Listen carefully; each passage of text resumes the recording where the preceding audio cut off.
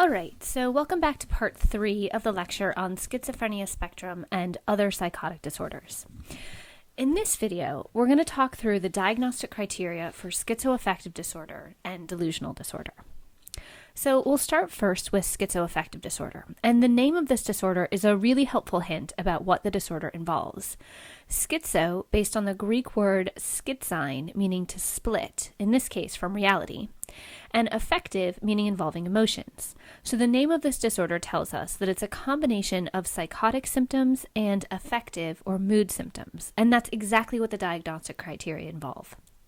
So the first diagnostic criteria state that in order for a person to be diagnosed with schizoaffective disorder, there must be an uninterrupted period of illness during which there's a major mood episode concurrent with criterion A of schizophrenia.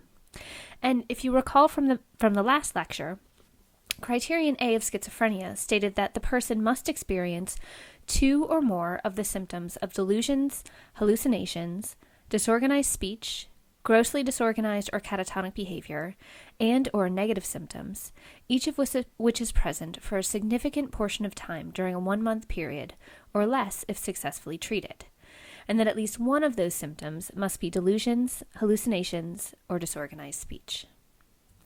Next, the diagnostic criteria state that the person must experience delusions or hallucinations for 2 or more weeks in the absence of a major mood episode during the lifetime duration of the illness. Symptoms that meet criteria for a major mood episode are present for the majority of the total duration of the active and residual portions of the illness. And finally, that the disturbance is not attributable to the effects of a substance or another medical condition. Or, said differently, in order for someone to be diagnosed with schizoaffective disorder, during the course of the disorder, there has to be some period of time when they experience both psychotic and mood symptoms. There also has to be a period of at least 2 weeks in which the psychotic symptoms occur without mood symptoms. Despite this, the mood episodes are present for most of the time, and the implications of substances or medical conditions have been ruled out. So we're talking about continuous psychotic symptoms with mood episodes present most, but not all, of the time. And then to further clarify what the symptoms look like, schizoaffective disorder can be specified as either bipolar type, meaning there's either manic or hypomanic episodes with or without depressive symptoms, or depressive type, which is just depressive episodes. If the person experiences symptoms of catatonia, that can be specified. And in addition, just like schizophrenia, you can specify if this is the first episode the person has experienced, or if they have experienced multiple episodes, and if they are currently experiencing full, called acute, or partial symptoms, or if they are currently in full remission. If symptoms are consistent, as in if they've never stopped, we would call it continuous. So that's schizoaffective disorder. The last disorder that falls into this category of schizophrenia spectrum and psychotic disorders is delusional disorder. And this is diagnosed if the person experiences at least one delusion for at least 1 month. However, he or she has never met criterion A for schizophrenia. Next, the diagnostic criteria state that apart from the impact of the delusion or its ramifications, functioning is not markedly impaired and behavior is not obviously bizarre or odd. And that, if manic or major depressive episodes have occurred, these have been brief relative to the duration of the delusional periods. And then finally, as with most disorders, that a disturbance is not due to substances or another medical condition.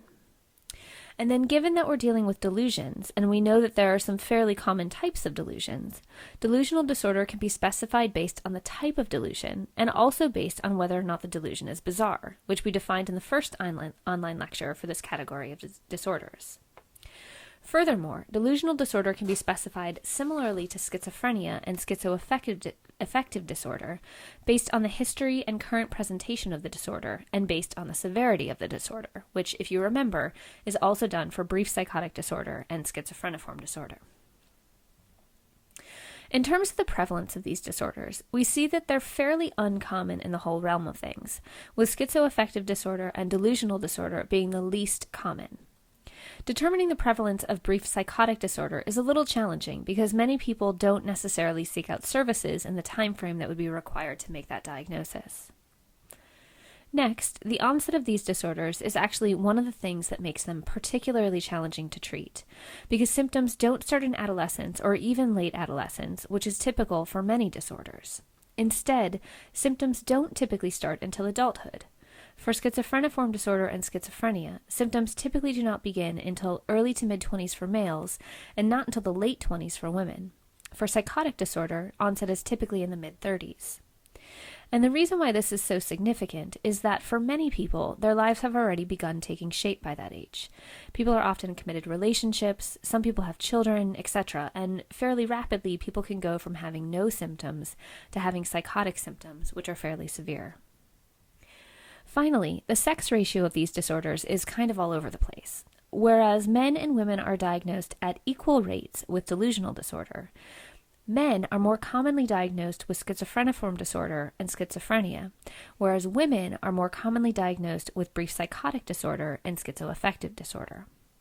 We'll stop there for this lecture. In the next lecture, which will be the last for this category of disorders, we'll cover treatments.